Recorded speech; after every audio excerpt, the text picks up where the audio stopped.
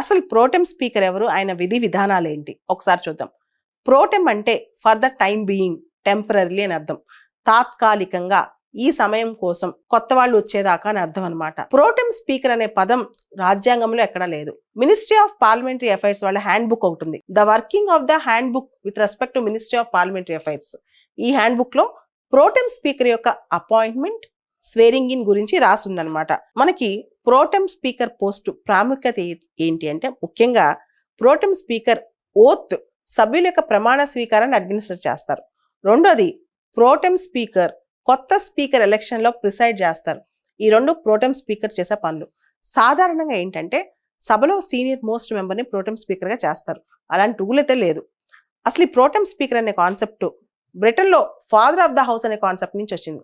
బ్రిటన్లో ఎవరైతే long standing member ఉంటారో హౌస్లో, వాళ్ళని ఫాదర్ ఆఫ్ టైటిల్ ఇచ్చి ఆ స్పీకర్ ఎలక్ట్ అయ్యేదాకా కూర్చోబెడతారు అనమాట. అక్కడి నుంచి మనం ఈ ప్రోటెం స్పీకర్ అనే కాన్సెప్ట్ తీసుకున్నాం. భారతదేశంలో మనకి ఆర్టికల్ 93 ప్రకారం స్పీకర్ని ఎన్నుకుంటాం.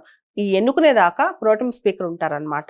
ఏ రోజైతే లోక్సభ సభ్యులు స్పీకర్ని ఎన్నుకుంటారో ఆ తర్వాత ప్రోటెం స్పీకర్ పోస్ట్ అనేది it will cease to exist, అది ఇంకా ఆగిపోద్ది అనమాట. అయితే ప్రోటెం స్పీకర్కి ప్రమాణ స్వీకారం ఉంటుందా? ఉంటుంది.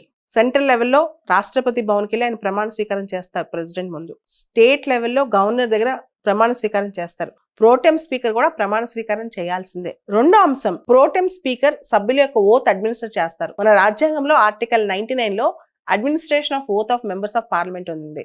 ఈ ఓత్ అడ్మినిస్ట్రేషన్ లో president will administer the oath or any person appointed by the president on his behalf. ఎవరైనా ప్రెసిడెంట్ తరపున అడ్మినిస్టర్ చేయొచ్చు అనమాట. So pro tem speaker oath administer చేస్తారు, స్పీకర్ ఎలక్షన్ కి ప్రిసైడ్ అవుతారనమాట. ప్రోటెం స్పీకర్ గా ఎవరు నియమించాలని చెప్పి ఎవరు డిసైడ్ చేస్తారు? ప్రెసిడెంట్ ముద్ర వేసిన డెసిషన్ తీయాల్సింది ఎవరు? డెసిషన్ తీసుకోవాల్సింది ఎవరైతే రూలింగ్ పార్టీ ఉందో, రూలింగ్ కోalition ఉందో వాళ్ళే.